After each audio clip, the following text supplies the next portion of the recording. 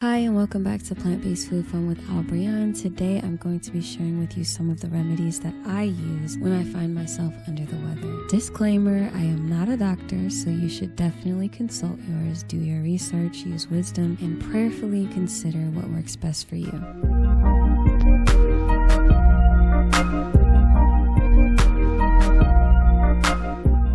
We're going to be starting off with the first category, which is shots.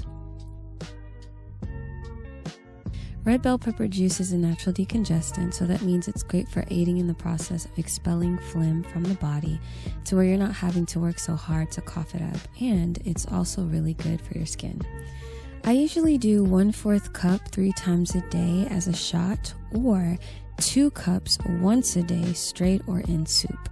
Of all the shots that I'm presenting to you today, this one is the mildest and most enjoyable in regards to taste. After juicing your red bell peppers, you'll end up with a nice amount of red bell pepper pulp, and there's a lot of great things you can make with this as well, which I will share in future videos.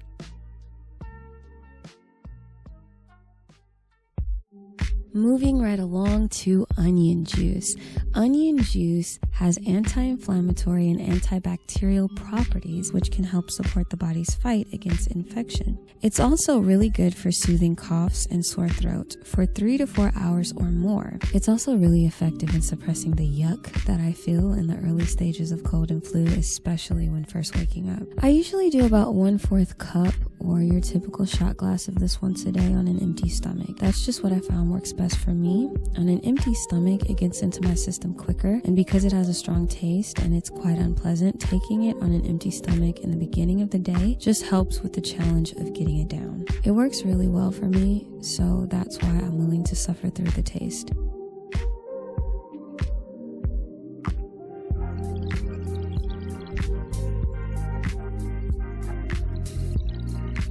A shot of vinegar. Yes, a shot of vinegar, which sounds intense, and it is. Of all the shots, it is probably the hardest to get down, but before you say no, let me tell you some of the benefits. Vinegar has antimicrobial properties. It helps to soothe sore throat and contains probiotics which help boost immune system function. It is traditionally used as a health tonic and can support the body's natural recovery. From my experience and the experiences of those close to me, it may upset your stomach for about 15 minutes and then cause you to pass a small amount of gas, then feel pretty great after. But for some, it may cause a little bit of heartburn. I usually do about 1/4 cup or your typical shot glass of this when I feel a cold coming on, or 1 to 3 times a day if already sick. Now, this next one is my absolute favorite.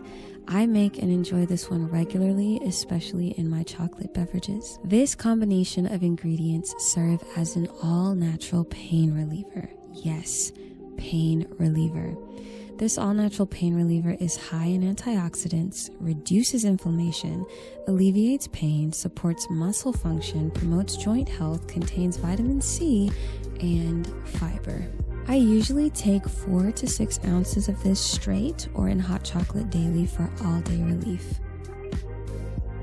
These shots are probably more fit for those of you who are willing to endure hard tastes in order to achieve the best results in a shorter amount of time. The rest of these recipes, however, are adaptations using the same ingredients but making it more palatable, starting with the hot chocolate I aforementioned. 16 ounces of pink coconut water, 4 ounces of all-natural pain reliever, 1 tablespoon date syrup, 1 scoop of raw organic protein powder, 1 pinch of pink salt, your choice of adaptogen or herbal wellness powders like lion's mane or ashwagandha, optional.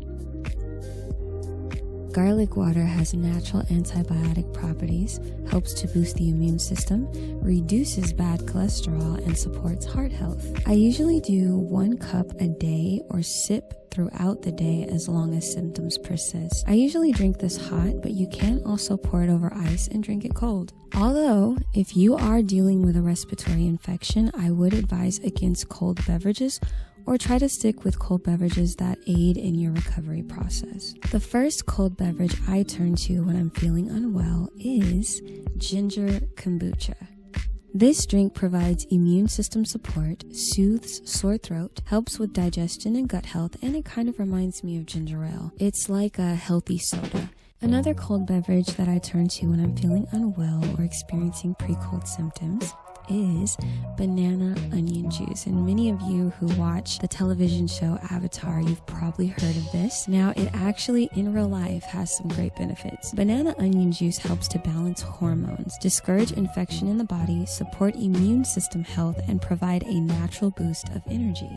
In the television show, the character drinks banana onion juice to feel closer to the Avatar state. And a friend of mine actually shared this part of that series with me. And so we actually decided to go ahead and try it for ourselves to see if it was good and to see if it had any benefits to it. And so we both drank it and I felt good mentally and like emotionally. The other person ended up feeling good physically. And so I actually took some time to do some research to find out what is actually happening in our body when we mix banana and onion juice together. I found that there are actually some pretty great benefits, and it is one of my staples when it comes to remedies, especially when I am experiencing pre-cold symptoms or I'm already in the thick of dealing with a cold. This is one of my favorite go-to drinks, and it's a much easier way to incorporate onion juice into my daily recovery process because, as I said earlier, the onion juice is really hard.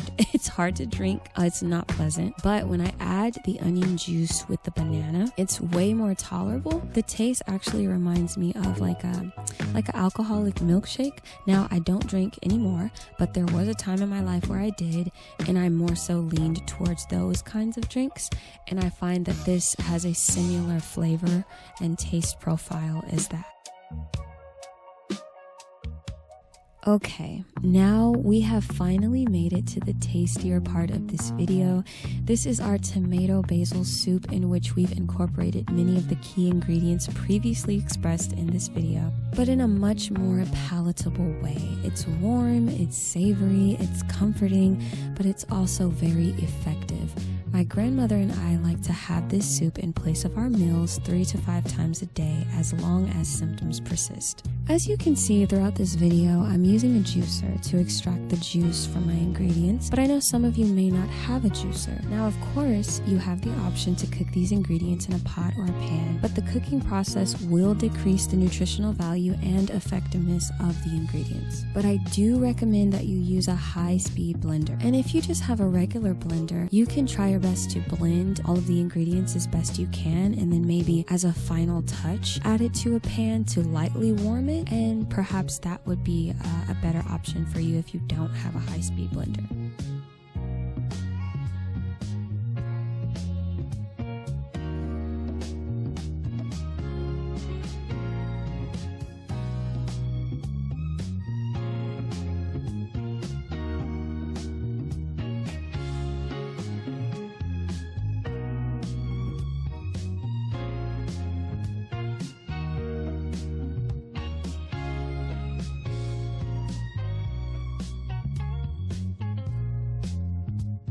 This soup is also a great foundation for marinara and pizza sauce. The fresh basil adds a nice touch to the overall flavor profile that I really love.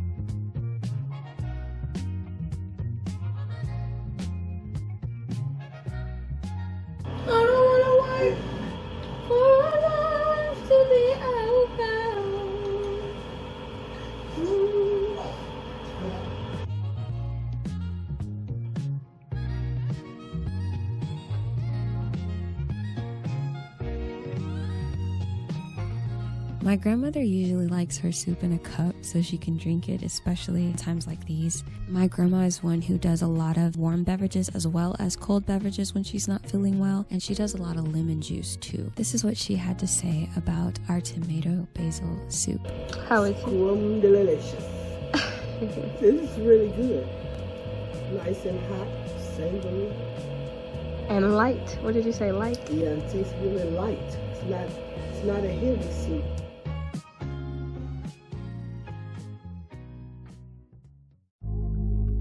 As you might have noticed, many of these food items are high in vitamin C.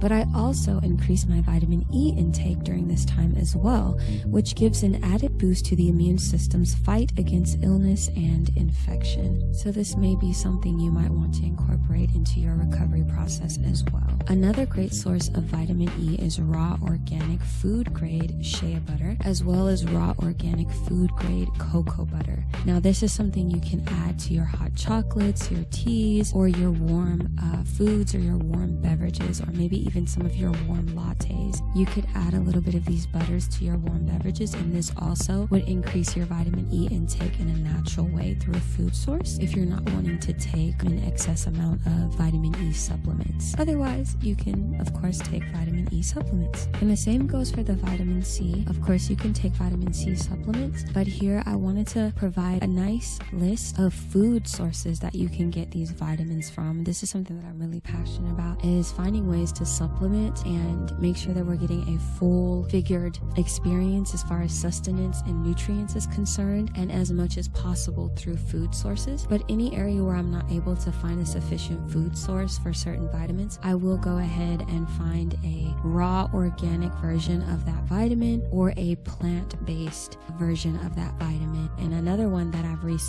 been having a lot of fun with is calcium. And so for women, as we get older, we do need to increase our calcium intake, for the sake of our bones and just some of the things that we begin to lose over time as we get older.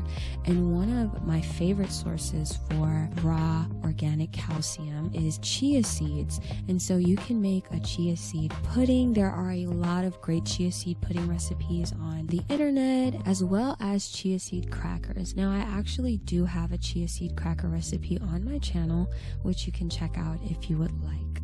So until next time, I hope you enjoy the information shared in this video, and I hope that you enjoy some of these recipes.